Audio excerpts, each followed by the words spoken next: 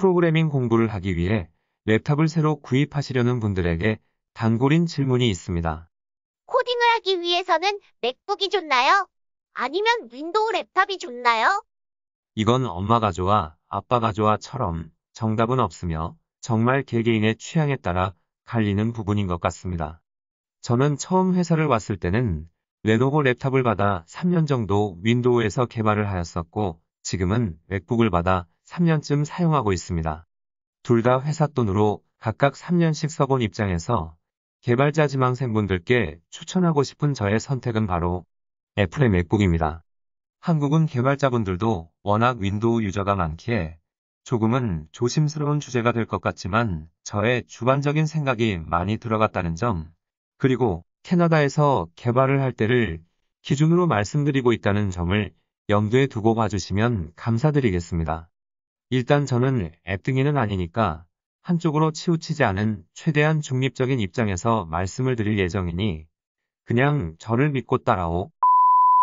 그렇다면 왜 캐나다나 미국의 많은 개발자분들이 맥북을 사용하고 있는지, 제 선택은 왜 그러한지에 대해 크게 세 가지 이유를 말씀드리겠습니다.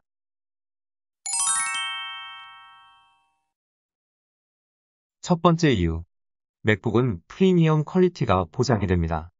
맥북은 비싼 대신 튼튼한 외관, 웅장한 사운드, 완벽한 트랙패드 등 값어치를 충분히 하는 믿을만한 빌드 퀄리티를 느낄 수 있었습니다.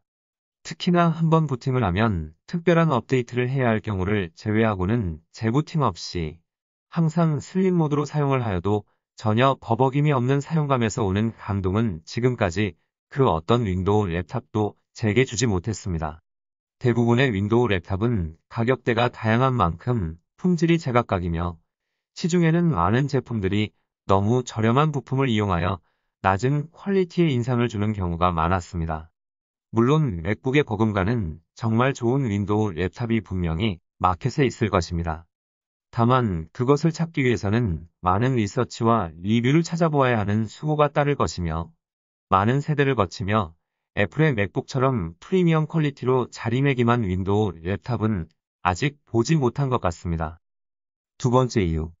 애플 실리콘 M1 칩이 나온 이후 가성비까지 챙길 수 있게 되었습니다. 저는 옛날엔 애플을 매우 싫어했던 사람이었습니다. 특히 전반적인 스마트폰의 가격을 올려버린 주범이 바로 애플의 아이폰이기 때문에 애플하면 턱없이 비싸기만 한 브랜드라는 인식이 강했습니다. 그렇지만 애플로 인해 스마트폰 및 랩탑 시장이 모두 가격이 상향 평준화가 된 요즘에는 M1 맥이 나오고 오히려 애플이 가성비가 좋다는 말이 나오고 있습니다. 특히 M1 맥북 에어는 기본 모델로도 코딩은 물론이고 4K 영상 편집까지 가능한 정도이며 특히 배터리 성능이 비약적으로 향상되었다고 합니다. 현재 판매하고 있는 애플 실리콘 M1 칩은 아직 1세대라 지금 사시는 것은 추천드리지 않지만 올 연말에 공개될 M1X 혹은 M2 칩셋부터는 호환성도 조금 더 안정화되고 성능 향상도 기대해 볼 수 있을 것 같습니다. 세 번째 이유. iOS 앱을 만들기 위해서는 맥이 필요합니다. 한국은 안드로이드 사용자가 아이폰 사용자에 비해 현저하게 많지만 지난 영상에서도 말씀드렸듯 캐나다는 아이폰 사용자가 안드로이드 사용자보다 많습니다. 고로 모바일 앱 디벨로퍼가 되기 위해서 iOS 시장을 무시할 수는 없을 것입니다. 안드로이드와 아이폰용 앱 둘 다 개발을 할 수 있는 맥북과 안드로이드 개발만 가능한 윈도우 랩탑, 모바일 디벨로퍼를 꿈꾸시는 분들에게는 비교 대상이 될 수 없을 것 같습니다.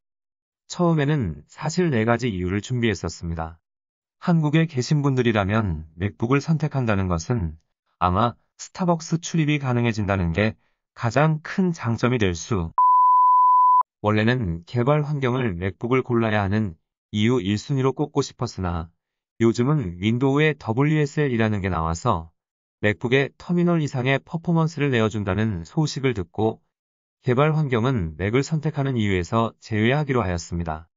제가 윈도우 랩탑을 사용하였을 때는 이런 게 없어서 푸티, 깃배시 등 개발을 위한 환경을 만들기 위해서는 준비해야 할 것이 많았는데 요즘은 확실히 많이 좋아진 것 같네요. 예전 마이크로소프트의 CEO였던 스티브 발머는 리눅스는 암이다. 라는 말을 하며 리눅스에 대한 반감을 갖고 있었는데 15년 후에 태세 전환으로 뒤늦게나마 WSL이란 게 나올 수 있었던 것은 신의 한 수인 것 같습니다.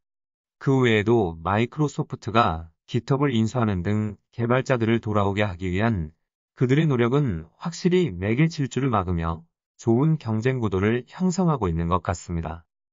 오늘도 영상 봐주셔서 감사합니다. 이번 영상이 개발자용 랩탑을 고르는데 조금이나마 도움이 되었으면 합니다. 구독과 좋아요는 더 나은 다음 영상 제작에 큰 도움이 됩니다.